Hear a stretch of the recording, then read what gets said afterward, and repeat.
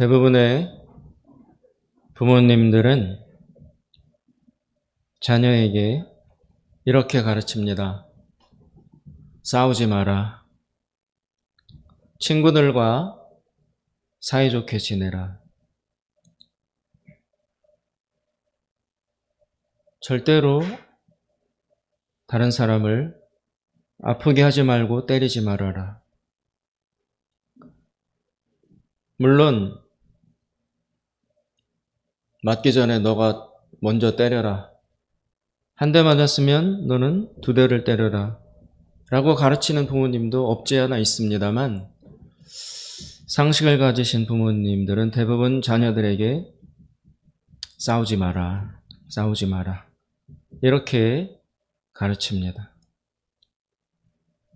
유명한 중국의 전쟁 교과서인 병법서인 손자병법이라는 책이 있습니다.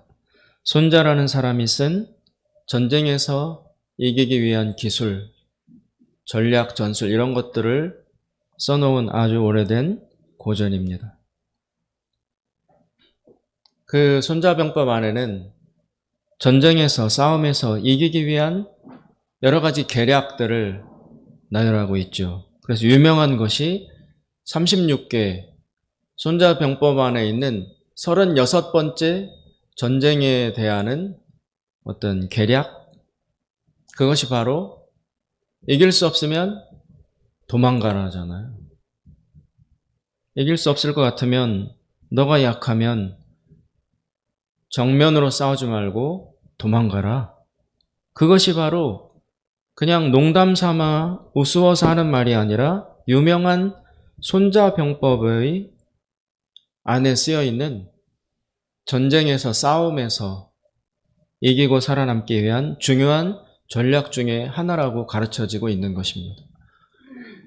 무모하게 붙어서 싸우지 마라. 이길 수 없으면 자존심을 내려놓고 도망가라. 그런데 이 손자병법, 전쟁에 임하는 지혜, 또 전쟁을 이기기 위한 기술만을 써놓은 그 유명한 병법서의 제 첫 번째 1계명이 무엇이냐 하면 손자병법이 가르치는 전쟁에서 이기기 위한 가장 첫 번째 기술, 가장 첫 번째 전략, 제일 중요한 전쟁에 이기기 위한 방법이 무엇이냐면 싸우지 않는 거예요. 아예 싸움을 하지 않는 것이 전쟁에 이기기 위한, 전쟁을 대하는 최고의 병법이다. 가능하면 싸우지 마라. 전쟁을 하지 마라. 전쟁은 차선책이지 싸우는 것은 부득이해서 어쩔 수 없어서 취하는 다음 방법이지 싸우지 않는 것. 그것이 가장 전쟁에 대한 최고의 지혜요 병법이다라고 가르치고 있습니다. 그래서 싸우는 것을 대부분 동서양의 상식에 비춰보면 싸움을 권장하지 않습니다. 싸우지 않도록 권면합니다. 여러분 싸워보십시오. 편안합니까? 힘들어요. 국가가 국가 간에 전쟁을 해도 너무 많은 참혹한 피해가 발생하고 한 집단이 다른 집단과 싸워도 많은 상실이 발생하고 그리고 어떤 한 사람과만 내가 싸워도 심신이 다 피곤하고 고통스럽고 평안이 없습니다. 싸우는 것은 힘든 일입니다. 안 싸우는 것이 좋은 일입니다.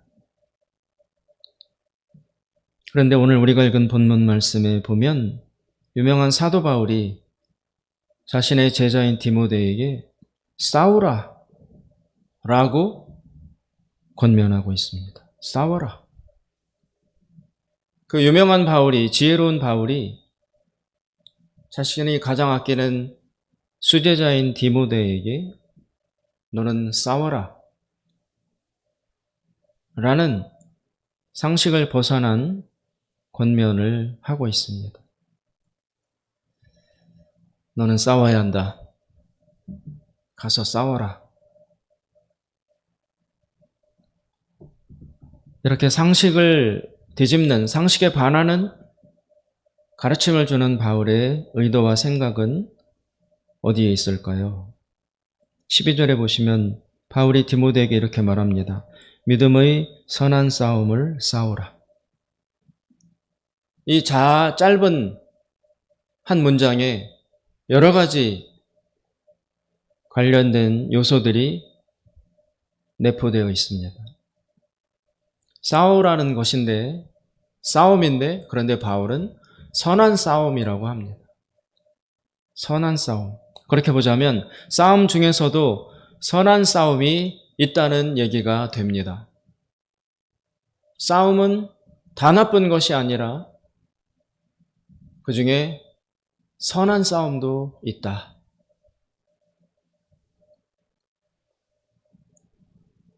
그렇구나. 선한 싸움도 있구나. 싸움은 다 악하고 나쁜 것인 줄만 알았는데 선하게 싸워야 할 싸움도 우리에게 주어지는구나.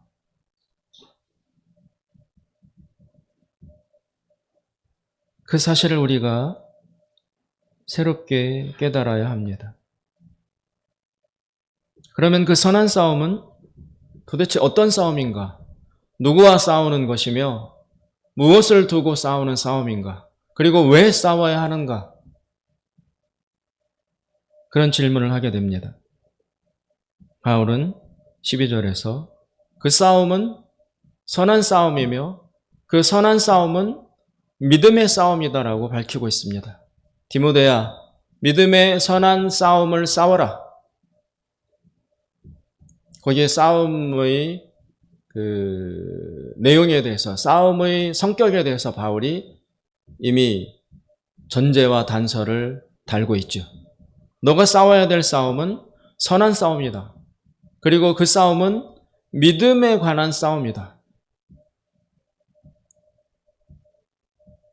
디모데가 싸워야 될 싸움, 우리가 싸워야 할 싸움의 성격이 무엇인지를 바울이 그렇게 알려주고 있습니다. 믿음의 선한 싸움이다. 즉 이것은 믿음을 지켜내기 위한 싸움이다라고 볼 수 있습니다. 믿음을 지켜내기 위한 싸움이다. 이 싸움을 싸워야 한다. 이 싸움은 선한 싸움이다. 물러나지 말고 회피하지 말라. 이 싸움은 싸워야 한다. 믿음을 지켜내기 위한 싸움이라고 볼 수 있습니다. 그렇다면 그 믿음이란 또 무엇을 믿는 믿음인가? 무엇을 믿는 믿음이기에 이 믿음을 지키기 위해서 우리는 싸워야 하는가? 그 믿음은 어떤 믿음인가? 14절에 보시면 이런 말씀이 나옵니다. 우리 주 예수 그리스도께서 나타나실 때까지 흠도 없고 책망받을 것도 없이 이 명령을 지키라. 이 믿음은 무엇을 믿느냐 하면 예수 그리스도가 장차 나타나실 때가 반드시 온다는 것, 그것을 믿는 믿음입니다. 예수 그리스도가 반드시 분명히 나타나실 때가 있다. 예수님이 다시 나타나실 때가 온다. 이것을 붙들어야 한다. 이것을 믿어야 한다. 이것에 대한 믿음을 놓치거나 흔들리면 안 된다라고 바울이 말씀하고 있는 것입니다. 예수 그리스도가 오신다는 것은 예수님이 다시 이 땅에 재림하신다는 것입니다. 우리는 예수님이 하늘로 가시는 것도 본 적이 없는 사람들이에요. 예수님 당시의 일부 제자들, 그때 함께했던 사람들, 그들은 예수님이 하늘로 올라가시는 것을 직접 보기도 했겠지만 무려 2000년이나 지난 이 시대에 믿고 있는 우리들은 예수님을 본 적도 없고 예수님이 하늘로 가신 것을 보지도 못했어요. 그런데 하물며 그 본 적도 없는 예수님이, 가시는 것도 본 적 없는 그 예수님이 다시 이 땅에 오신다는 것을 믿어야 해요. 그러니 얼마나 그 믿음이 쉽지 않습니까? 본 적도 없는 분을 믿어야 하고 가는 것을 보지도 않았는데 그분이 다시 온다는 것까지 믿어야 하는 삼중적 믿음이니까 이 믿음을 갖는 것도 어렵고 지키는 것은 결코 쉽지 않습니다. 그런데 바울은 단호하게 이야기합니다. 믿어지지 않겠지만, 믿기 어렵겠지만, 그러나 예수님이 다시 오신다는 것은 강력한 사실이므로 너는 반드시 이것을 믿어야 한다. 그리고 이것을 믿는 것이 쉽지 않기 때문에 이 믿음을 지키기 위한 싸움을 너는 싸워야 한다. 그리고 그 싸움은 아주 선한 것이다. 가치 있는 것이다. 라고 디모데에게 가르치고 있습니다. 사랑하는 여러분, 예수님이 다시 오신다는 것을 믿는 것이 쉬울까요? 쉽지 않습니다. 더 나아가서 그 믿음을 계속 지켜가는 것, 그것 또한 결코 쉽지 않습니다. 이 믿음은 그냥 지켜지지 않습니다. 이 믿음을 방해하는 우수한 요소들이 있습니다. 그것들과 맞서 싸워야만 이 믿음을 지킬 수 있다는 것입니다. 지금 바울이 쓴 이 편지, 디모데 전서, 특히 오늘 우리가 읽은 6장 안에는 일정한 방향성이 있습니다. 그냥 바울이 아무렇게나 이 말 저 말 막 하는 것이 아니라 6장 전체에 바울이 지향하는, 바울이 바라보는 어떤 특정한 방향성이 이 6장 안에 흐르고 있습니다. 바울은 지금 철저히 미래지향적입니다. 바울은 지금 현재에 머물러서 이 현재만을 주목하면서 이야기하고 있지 않습니다. 현재에 지금 바울이 머물러 있지만 그러나 바울의 의식과 생각은 다분히 저 다가올 미래를 강력하게 바라보고 있고 의식하고 있는 중입니다. 과거 태행적이지도 않고 현실 안주적이지도 않으면서 바울은 지금 아주 철두철미 미래를 바라보고 있습니다. 오늘 본문에 나타난 여러 가지 그 단어들을 보면 바울의 지금 의식의 방향성이 잘 느껴집니다. 14절에 보시면 우리 주 예수 그리스도께서 나타나실 때까지, 이것은 미래적인 일입니다. 지금이 아니에요. 15절, 기약이 이르면 하나님이 그의 나타나심을 보이시리니, 지금이 아니고 기약이 이르면, 때가 되면 하나님이 그의 예수 그리스도의 나타나심을 보여주실 것이다. 지금이 아니에요. 미래예요. 또 19절, 이것이 장래에 자기를 위하여 좋은 터를 쌓아 참된 생명을 취하는 것이니라. 장래를 이야기하고 있습니다. 지금이 아니라 미래, 다가올 장래, 바울은 거기를 바라보며 서 있는 것입니다. 그러면 바울은 왜 이렇게 이 현재를 살고 있으면서 지금 디모데에게 말을 하고 있으면서 지금의 이야기를 하기보다는, 물론 지금에 관련된 이야기를 하죠. 하면서 철저히 미래지향적인, 미래에 초점을 맞추고 있는데 바울은 왜 그럴까요? 바울은 왜 거기에 초점을 맞추며 현재를 이야기하고 있을까요? 거기에 중요한 우리에게 적용될 사실이 놓여져 있습니다. 바울은 왜 미래지향적일까? 왜 미래를 저렇게 바라보고 있을까? 그때에만, 다가올 어느 때가 되면 그때에만, 그때 이르러야 비로소 우리는 참된 생명을 얻을 수 있기 때문입니다.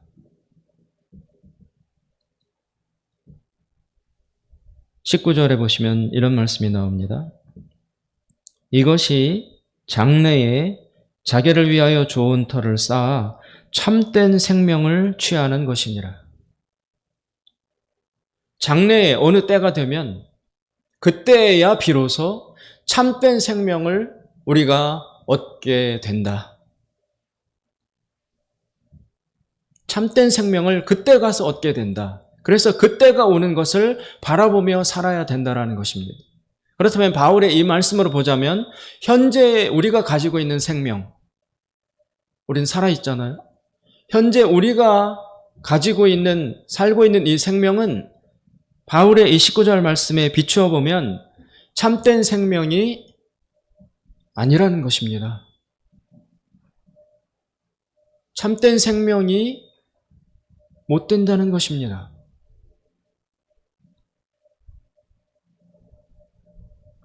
아무도 이런 말씀을 하는 사람이 없습니다. 그 어느 곳에서도 이런 말을 하지 않습니다. 오직 성경만이, 오직 하나님의 말씀만이 너희가 지금 보유하고 있는 생명은 참된 생명이 아니다. 장차 어느 시점이 오면 그때에 비로소 진정한 생명, 참된 생명을 너희가 얻게 될 것이다 라고 성경만이 이야기하고 있습니다. 바울이 그 말씀을 하고 있습니다. 지금의 생명은 그럼 무엇입니까? 참된 생명, 진정한 생명이 아니라는 거예요. 어떤 임시적인 생명, 부분적인 생명, 그런 것이라는 것입니다. 이 지금 우리가 누리고 있는 생명이 진정한 생명이 아니라는 사실을 어떻게 우리가 비유적으로 이해할 수 있냐면 이런 것입니다. 여러분, 전에도 제가 말씀드린 적이 있는데 아주 싱싱하고 큰 나무, 요한복음 15장에서 예수님은 이렇게 말씀하셨잖아요. 나는 포도나무요, 너희는 가지니 너희가 나를 떠나서는 아무것도 할 수 없다. 나는 포도나무고 너희는 가지다. 그런데 너희가 나를 떠나서는 아무것도 할 수 없다라는 말씀을 하셨습니다. 그 말씀에 비추어 보면 하나님은, 예수 그리스도는 나무이십니다. 포도나무이십니다. 우리는 그 나무에 붙어 있는 가지들이에요. 그런데 그 가지가 원나무에서 떨어져 나왔어요. 우리가 시골에 다 사니까 풀도 베어보고 나무도 잘라봅니다. 그렇죠? 다 해보시죠. 그러면 큰 나무에서 가지를 톱으로든 뭐든 잘라내면 그 떨어져 나온 가지가 바로 메마르고 바로 죽어버리나요? 안 그렇죠. 잠시 얼마 동안은 생명의 기운이 남아 있습니다. 그래서 잎사귀도 푸릇푸릇하고 심지어 떨어져 나왔는데 피던 꽃이 마저 피기도 하고 그 겉모습만 봐서는 이 나무가 죽은 나무라는 사실을 우리가 알기 어렵습니다. 시간이 지나서 정말 그 안에 남아있던 생명이 모두 떠나고 다 메말라 버리면 잎사귀도 마르고 바짝 마르면 그러면 이 나무 죽었구나, 이 가지 죽었구나라고 우리가 비로소 판정할 수 있지만 금방 떨어져 나와서 일정 기간 동안은 살아있는 것 같은 특성을 그 나뭇가지가 여전히 가지고 있다는 거예요. 우리가 지금 그렇다는 사실입니다. 구약성경 창세기에 보면 우리를 대표했던 아담과 이브가 하나님의 말씀을 순종하는 것에 실패해서 하나님으로부터 분리되었어요. 하나님과 함께 거했던 공간인 에덴 동산에서 쫓겨나왔어요. 그게 의미하는 바가 무엇입니까? 포도나무이신 하나님으로부터 가지가 떨어져 나왔다는 것입니다. 우리는 모두 하나님께 붙어 있어야 되는 사람들인데 하나님으로부터 잘려져서 떨어져 나왔다는 것입니다. 그래서 그 떨어져 나온 나무가 바로 죽지 않고 사실은 죽었는데 나무에서 떨어져 나와 있기 때문에 생명으로부터 분리돼서 사실은 죽은 것인데, 그러나 일정 정도 아직 생명의 기운이 남아 있어서 얼마간은 살아 있잖아요. 얼마간은 살아있는 것처럼 보이잖아요. 여러분, 닭도 목을 치면 금방 소멸하는 것이 아니라 살아서 막 움직이잖아요. 닭도. 생명의 기운이 아직 남아있어서 그렇습니다. 그런데 그 닭은 죽은 것입니다. 나무도 그렇고 인간이 지금 그러하다는 것입니다. 살아있습니다. 60년, 70년을 삽니다. 먹기도 하고 사업도 하고 일도 하고 운동도 하고 많은 일들을 합니다. 그러나 지금 우리가 이 인생, 이 땅에서 살아가는 인간으로서 사는 60, 70, 80 이 삶은 떨어져 나온 가지가 다 메마르기 전에 잠시 남아있는 생명의 기운으로 아직 살아있는 것처럼 보이는 그런 정도의 삶과 같다는 것입니다. 누가 200년을 삽니까? 누가 300년, 400년, 500년, 1000년을 누가 삽니까? 다 7, 80? 길어야 100년? 그 이상을 넘지 못하고 모든 인간은 다 죽습니다. 왜요? 생명에서 분리됐기 때문에, 하나님으로부터 떨어져 나왔기 때문에, 참된 생명의 근원이신 하나님께서 분리돼서 떨어져 나왔기 때문에 일정 정도 7, 80년은 살아있지만 사실은 죽은 상태에서 남아있는 생명의 기운으로 사는 것처럼 보일 뿐이지 반드시 죽는다는 거예요. 반드시. 그래서 성경에 보면 너는 살았으나 죽은 자로다, 이런 말씀도 나오고, 에베소서에 보면 죄와 허물로 죽었던 너희들을 예수께서 다시 살리셨도다, 이런 말씀도 나옵니다. 우린 이중적 상태입니다. 육체로 살아있지만 그러나 엄밀히 말하면 우리는 죽은 상태입니다. 생명이 없는 상태입니다. 따라서 오늘 바울이 미래의 어느 때가 오면, 때가 되면, 이 때가 어느 때냐? 예수 그리스도께서 다시 나타나시는 그 때가 되면 진정한 생명을 얻을 수 있을 것이다. 참된 생명을 그때 가서 얻는다는 이야기는 지금 너희가 살아있긴 하지만 하나님으로부터 분리되어 있기 때문에 지금 너희가 누리는 생명은 참된 생명이 아니다. 잠시 남아있는 생명의 기운으로 살아있는 것처럼 보이는 그 삶을 사는 것일 뿐이다. 때가 되면 반드시 죽는다. 생명으로부터 떨어져 있기 때문에, 하나님부터 분리되어 있기 때문에 죽을 수밖에 없는 그런 생명을 가지고, 임시적 생명을 가지고 살고 있는 것이다. 이것은 진정한 생명으로 사는 삶이 아니다. 그러나 예수께서 다시 오시면 그때 너희들에게 영원히 살 수 있는, 결코 죽지 않는, 소멸하지 않는 참된 생명을 그때에서야 너희들에게 주실 것이다. 그 말씀은 떨어져 나가 있던 가지를 예수님이 다시 하나님에게 붙여주시는 일이 그때 일어난다는 것입니다. 그러면 살아있는 생명의 근원이신, 참된 생명이신 하나님으로부터 생명이 우리에게 흘러들어와서 이제는 영원히 죽지 않는 영생을 살아갈 수 있는 것입니다. 그때가 온다. 예수 그리스도께서 다시 오셔서 참된 생명을 주실 날이 온다. 그때를 바라보고 그때를 믿으며 그때가 오기까지 우리는 이 믿음을 지키며 살아가야 하는 사람들이다라고 바울이 지금 말씀하고 있는 것입니다. 다시 12절로 돌아가서 믿음의 선한 싸움을 싸우라. 여기는 선한 싸움이기도 하고 믿음의 싸움이기도 했습니다. 그러나 곧바로 보면 영생을 취하라. 믿음의 싸움을 싸우라, 영생을 취하라. 이게 연이어서 나오는 것인 것을 보면 이 믿음의 선한 싸움은 바로 영생을 취하기 위한 싸움입니다. 그 영생은 언제 취할 수 있습니까? 예수께서 다시 오실 때에. 지금은 아니에요. 지금은 우리는 죽어가고 있어요. 참된 생명이 없어요. 그러나 그때가 되면 영생을 얻을 수 있다. 이것을 바라보며 믿으며 견디며 나아가야 된다는 것입니다. 12절 믿음의 선한 싸움을 싸우라, 영생을 취하라. 이를 위하여 내가 부르심을 받았고, 바로 이것을 위해서 하나님이 너를 불렀다.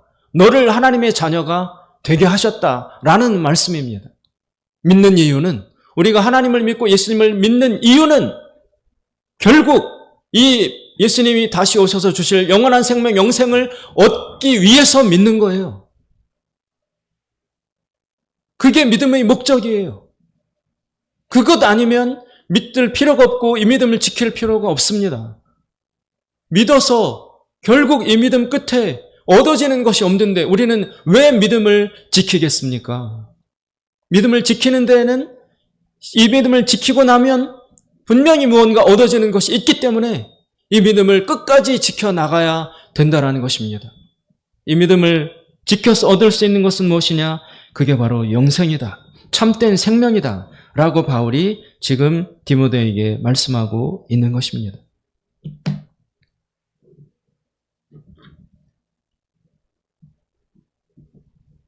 우리는 지금 그러한 시기를 살고 있습니다.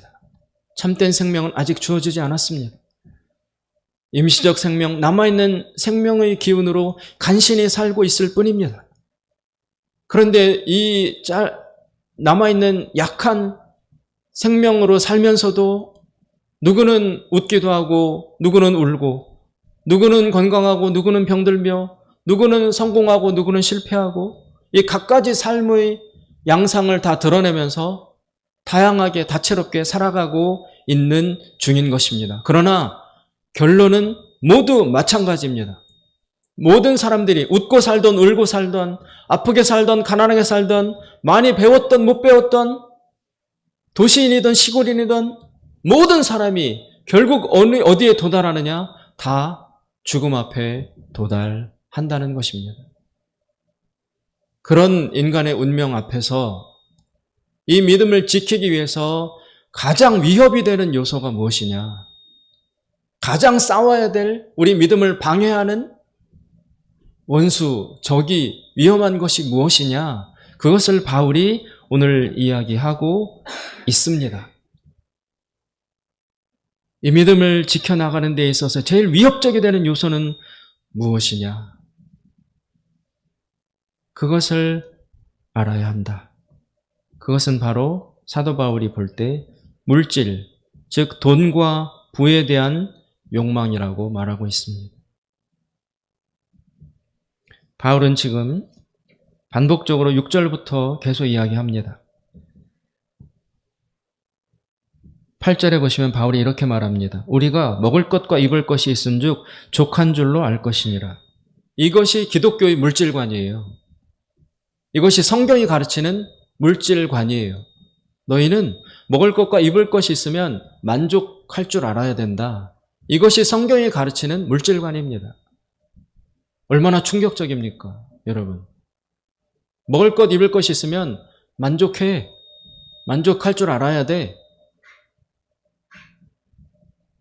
먹을 것과 입을 것이 있는데도 만족하지 못하면 위험해. 문제가 있는 거야 라고 성경이 말씀하고 있습니다. 우리는 어떤 물질관을 가지고 있습니까? 다양하겠죠. 그러나 대부분 될 수 있으면 좀 더 많이, 좀 더 평안하게, 좀 더 안락하게, 많이 가지고 많이 누리고 그렇게 살기를 원하는 것이 우리 모두의 본능적 소망 아닙니까? 그리고 이 자본주의 시대에 많이 벌고 부자가 되고 성공하고 많이 가지고 이런 것에 대해서 누가 그것을 비판하고 탓을 합니까? 잘못됐다고 누가 말합니까? 가능하면 더 많이 가지기를 서로 경쟁하고 권면하고 내 자녀들도 더 많이 가지고 살기를 바라고 그렇게 할 수 있도록 도와주려 하죠. 그리고 물질을 많이 갖지 못하고 가난하며 부를 누리지 못하는 사람을 보면 실패자라고 생각하고 불쌍히 여기고 그리고 그런 장본인도 자기 자신에 대해서 나는 실패한 사람이야 라고 생각하며 좌절합니다. 다들 그런 생각으로 살아가고 있습니다. 너나 없이, 예외 없이. 이 땅에, 이 세상의 모든 사람들이 다 그런 생각을 가지고 살아가고 있습니다. 그런데 오늘 성경은 충격적이게도 먹을 것과 입을 것이 있은즉 충분한 것이다. 족한 줄로 알아라.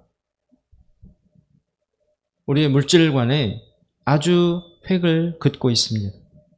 왜 그렇게 말하느냐 하면 7절에 우리가 세상에 아무것도 가지고 온 것이 없기 때문에 갈 때에도 아무것도 가지고 가지 못하기 때문에 그러하다 라고 이유를 밝히고 있습니다. 맞는 말씀입니다.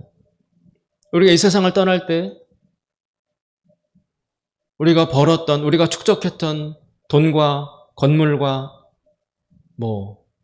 주식과 이런 물질들을 다 보유하고 챙겨서 이 세상을 떠날 수 있습니까? 없잖아요. 알아요. 그럴 수 없다는 것을 알면서도 우리는 물질에 대한 그 욕망과 욕구를 잠재울 수가 없어요.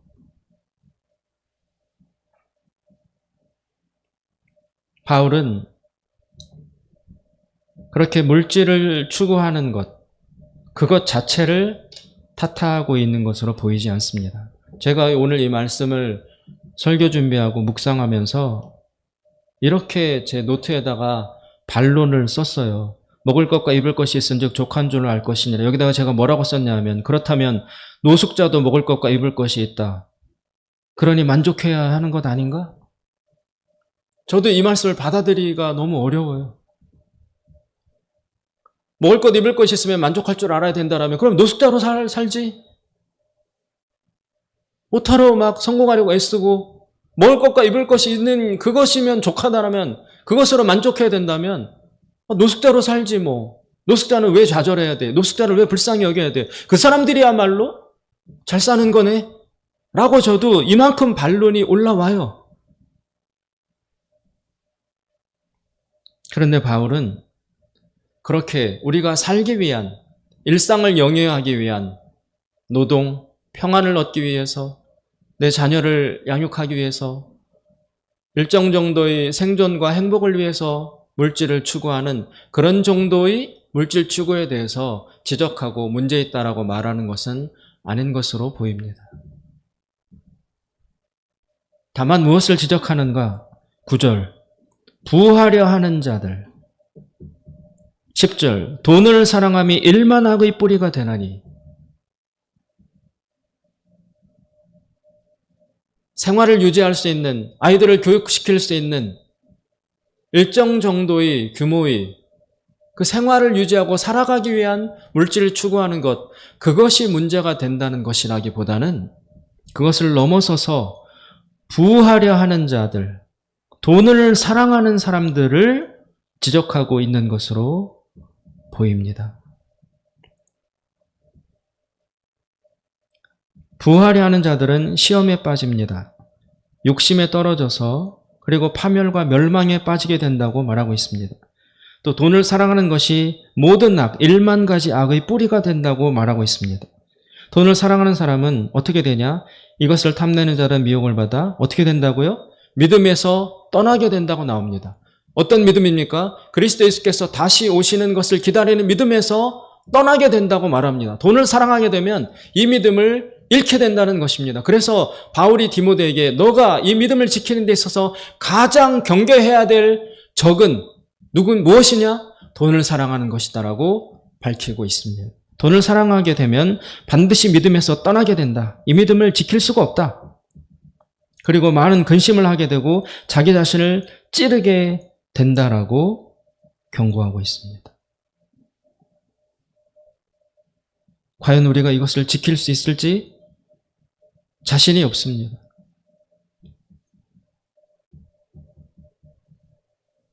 그래서 싸움인 것입니다. 가만히 있어도 지켜지는 것이라면 왜 싸울 이유가 있을까요? 가만히 있으면 지켜지지 않는 것이기 때문에 의지를 발휘해서 이렇게 되지 않도록 싸워야 하는, 싸움이 필요한 그런 적이 바로 돈을 사랑하는 것이라는 것입니다. 이건 안 싸우면 이길 수 없는 거예요. 가만히 있으면 반드시 질 수밖에 없는 강력한 적이라는 것입니다.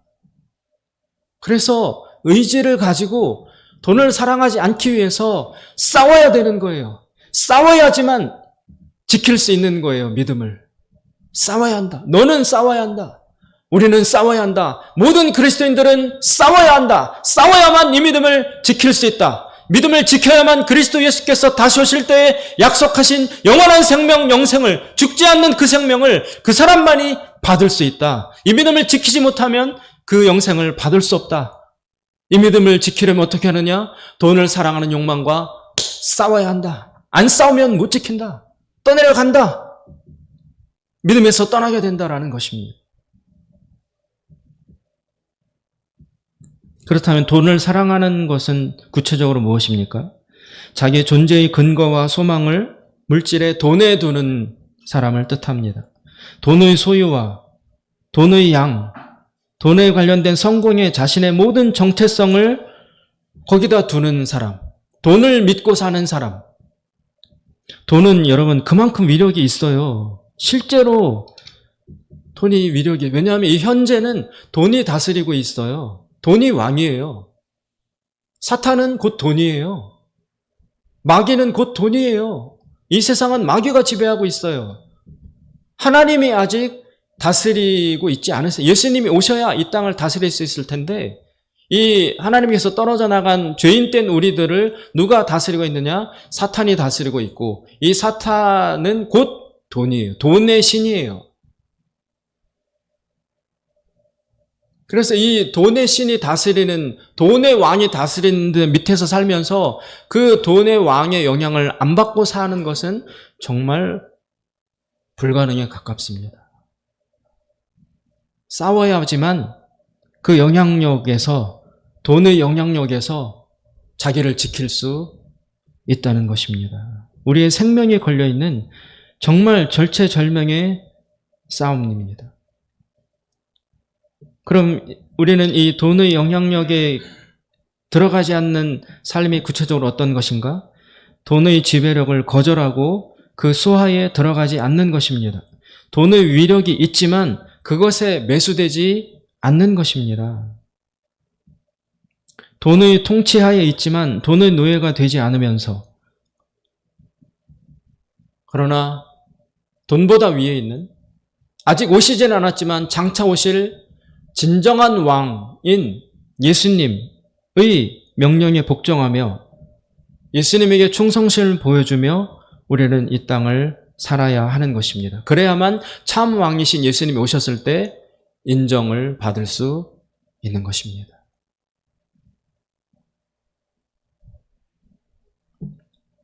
그럼 이 돈의 위력, 돈의 유혹, 돈의 지배, 여기에 넘어가지 않고 믿음을 지킬 수 있는 실제적인 방법은 무엇인가?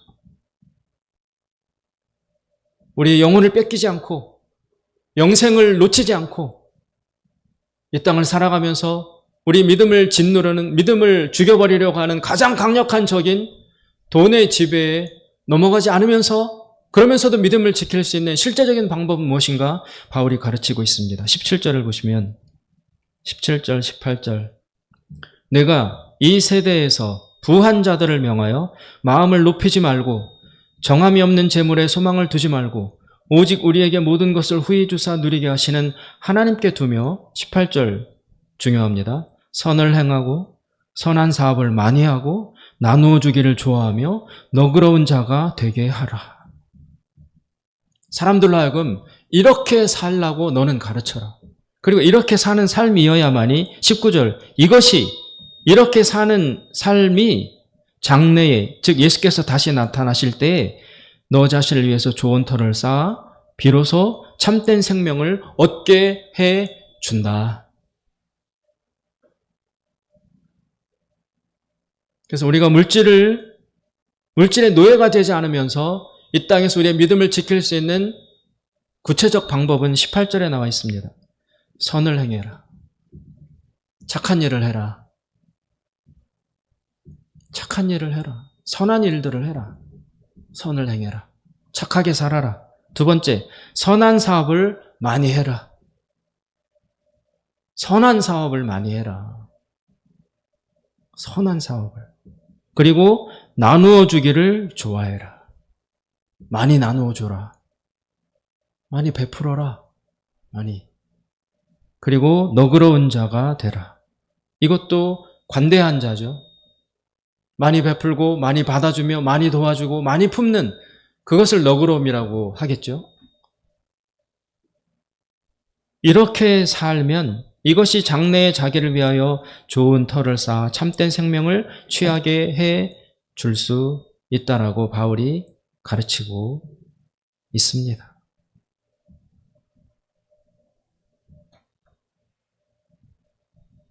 이렇게 살 때에만이 돈의 노예가 되어 우리에게 주어질 영원한 생명을 잃어버리지 않고 믿음을 지켜가며 예수님 다시 오실 때에 참된 생명을 얻게 해 줄 수 있다는 것입니다. 사랑하는 여러분, 쉬워서 드리는 말씀이 아닙니다. 또 오늘의 말씀은 저의 아이디어가 아니에요. 저 역시 성경을 보고 하나님 말씀을 보고 배워서 살아가야 될 여러분과 똑같은 사람이에요. 제가 더 잘 살아서 제가 더 많이 알기 때문에가 아니에요. 저도 이 말씀을 읽으면 얼마나 마음에 눌림이 있고 저항이 있는지 모릅니다. 아까도 말씀드렸는데 제가 여기 썼어요. 먹을 것과 입을 것이 있으니 족한 줄로 알 것이니라. 여기다가 제가 이것이 성경의 물질관이다. 과연 현실적인가? 과연 설득력이 있는가? 너는 공감이 가는가? 라고 물어봤어요.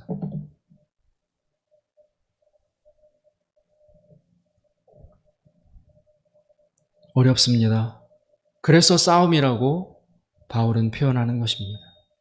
그런데 아까 말씀드린 것처럼 우리는 지금 참된 생명을 소유하고 살아가는 사람들이 아니에요. 남아있는 겨우 그 생명 가지고 가까스로 살아있는 것처럼 보일 뿐이에요. 진정한 생명, 죽지 않는 영원한 생명은 예수님이 다시 오실 때 그때 우리가 얻을 수 있어요. 그때까지 기다려야 돼요. 기다리지 못하면 떠내려갑니다. 안 떠내려가려면 우리는 이 믿음을 지켜야 돼요. 이 믿음을 지키려면 돈에 대한 욕망과 싸워야 됩니다. 돈이 왜 위험합니까, 여러분? 돈과 물질이 풍부하면 예수님 오시기를 기다릴 필요가 없어져요. 지금 충분한데, 지금 행복한데, 지금 많고 많은데 왜 예수님 오시기를 내가 굳이 기다려야 되겠어요? 기다릴 필요가 없어져요. 다 채워지면, 너무 만족하면, 너무 걱정이 없고 너무 다 채워지면 감사하죠. 하나님 축복이지요. 그러나 너무 만족스러우면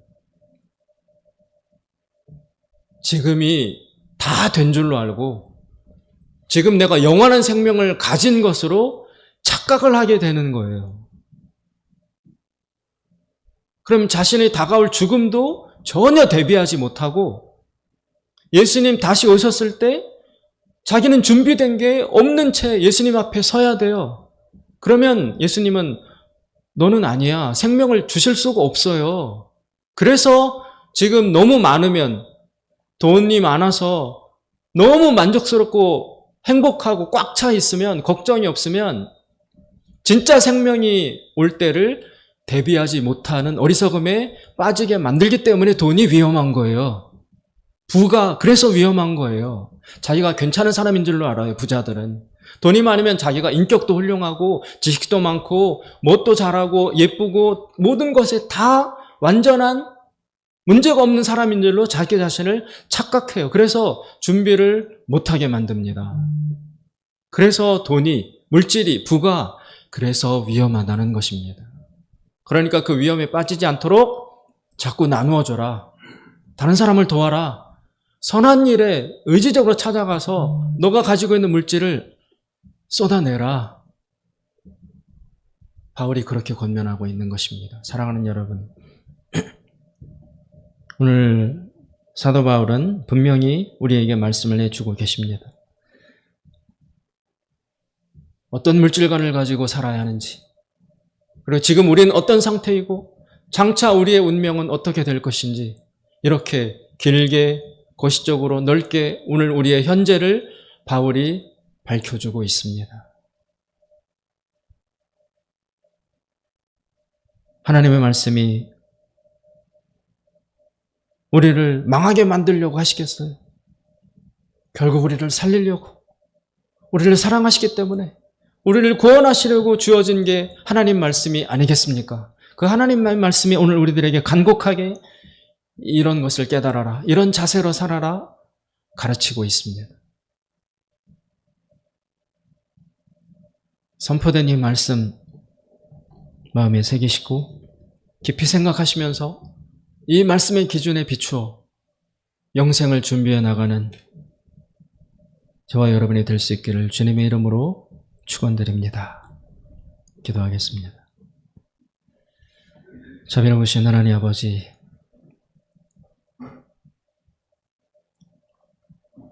사도 바울을 통해서 오늘 우리가 말씀을 들었습니다. 그러나 들었지만 참으로 받아들이기 어렵습니다. 그리고 이렇게 살기가 너무 어렵습니다. 하나님 아버지, 성령으로 저희들을 도우셔서 이 믿음의 선한 싸움을 끝까지 잘 싸워 나갈 수 있는 우리가 될 수 있도록 지키고 보호하여 주시옵소서. 예수님의 이름으로 기도드리옵나이다. 아멘.